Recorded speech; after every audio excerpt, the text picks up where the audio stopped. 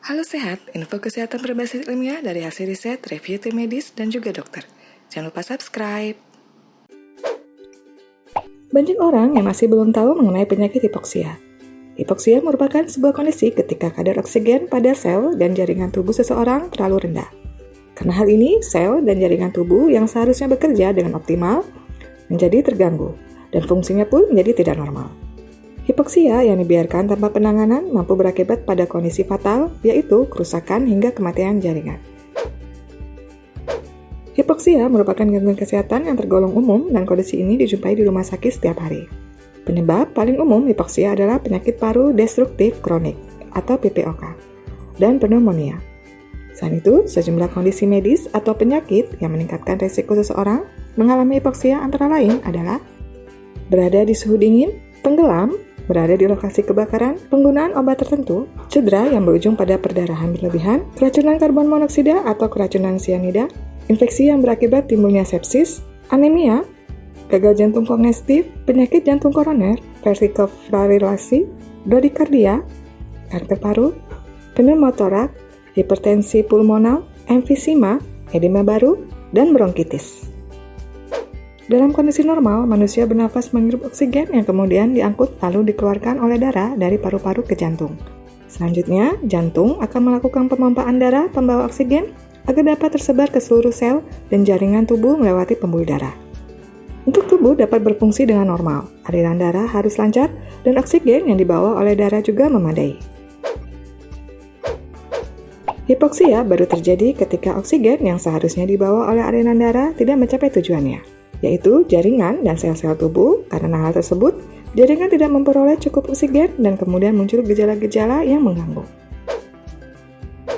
Gejala yang dialami setiap penderita hipoksia dapat berbeda-beda, antara lain sulit untuk bicara, batuk-batuk, napas lebih cepat, sesak nafas, tubuh mengeluarkan keringat secara berlebih, kebingungan atau mengalami linglung, tubuh lemas, sianosis atau kondisi membirunya kulit, kuku, dan bibir, detak jantung tidak teratur, dan pingsan.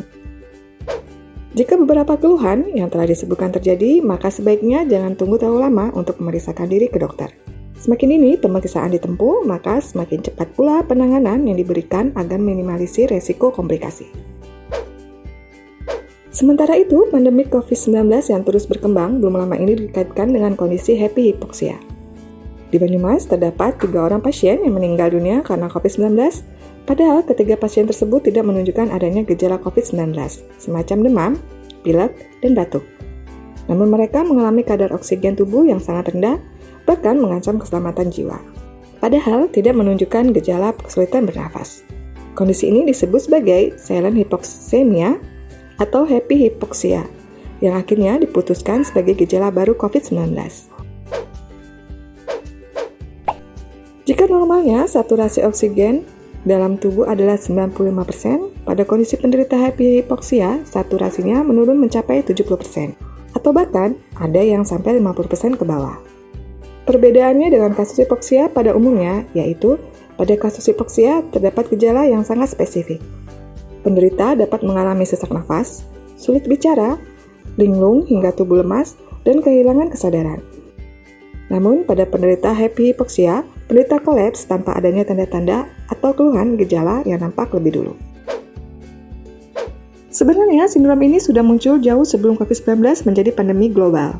Namun kondisi saat ini membuat happy hipoksia mendapatkan fokus yang lebih besar dari kalangan medis karena berhubungan dengan bagaimana pasien harus ditangani. Pada pasien COVID-19, happy hipoksia bisa disebabkan oleh faktor-faktor berikut. Intropulmonary shunting, yaitu kondisi ketika darah yang tidak mengandung oksigen bergerak dari jantung bagian kanan ke kiri tanpa pertukaran gas di kapiler paru-paru. Ini adalah kondisi patologis yang terjadi ketika alveoli atau kantung-kantung udara di paru-paru diisi oleh darah sebagaimana mestinya. Tetapi ventilasi atau suplai udara gagal mengisi darah tersebut dengan oksigen.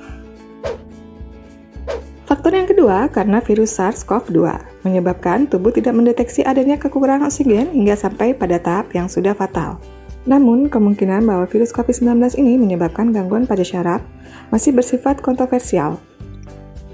Satu sisi, pada kasus-kasus yang berat, pasien memang mengalami gejala-gejala yang berhubungan dengan gangguan syaraf, seperti anosmia, tidak bisa mencium aroma atau merasa dengan lidah, sakit kepala, perubahan kondisi mental, dan kejang. Tapi di sisi lain, pemeriksaan MRI dan laporan patologi dan pasien-pasien COVID-19 yang meninggal tidak menunjukkan koreksi yang bisa menjelaskan mengapa pasien tidak mengalami sesak nafas.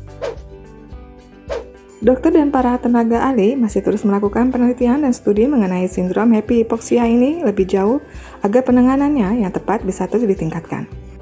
Meskipun penyebab happy hypoxia masih belum pasti, harus selalu diingat bahwa kondisi ini bisa menutupi keparahan kondisi pasien dan akhirnya bisa menyebabkannya terlambat mendapat penanganan.